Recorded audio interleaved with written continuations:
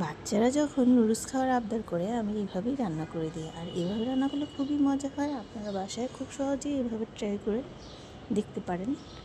খুব তাড়াতাড়ি হয়ে যায়, ঝটপট। তো আমি কড়াইতে তেল দিয়ে পেঁয়াজ দিয়ে পেঁয়াজটা হালকা ভেজে নিলাম। ভেজে নিয়ে সেখানে একটা ডিম দিয়ে দিলাম। ডিমটা ভাজা হয়ে গেলে আমি এখানে ব্রকলি দিয়ে দিলাম। আপনারা চাইলে যে কোনো সবজি দিতে পারেন। যে কোনো সবজি দিলে সবজি যত বেশি দিবেন ততই মজা লাগে। তো হালকা ভাজা করে আমি সামান্য পানি দিয়ে নুডলসের মশলাগুলো দিয়ে দিলাম। দিয়ে নাড়িয়ে দিলাম। বলক আসার পর আমি নুডলসগুলো দিয়ে দেব। তো এখানে আমি নুডলসগুলো সিদ্ধ করিনি, সিদ্ধ না করেই দিয়েছি। আপনারা চাইলে সিদ্ধ করে নিতে পারেন। আর এইভাবে রান্না করলে আরও মজা হয়। আমি সিদ্ধ করেও রান্না করি, এভাবেও রান্না করি, দুটাই ভালো লাগে। যার যেরকম ভালো লাগে সেইভাবে নুডলসটা রান্না করবেন।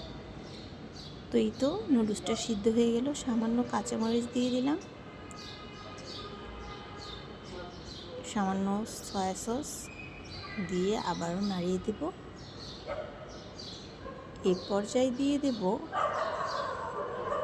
লেটুস পাতা। তো লেটুস পাতা দিয়ে খেতে আমার বাচ্চারা খুবই পছন্দ করে। তো এখানে দেখা যাচ্ছে অনেকগুলো, কিন্তু একটু পরেই এটা চুপসে একটুখানি হয়ে যাবে। তো এটা দিলে আরও মজা হয়। তো সামান্য ধনেপাতা দিয়ে দেবো উপরে, নাড়িয়ে চাড়িয়ে নামিয়ে নেব। তৈরি হয়ে গেল আমার স্পেশাল নুডলস। খুবই মজা, বাসায় অবশ্যই ট্রাই করে দেখতে পারেন।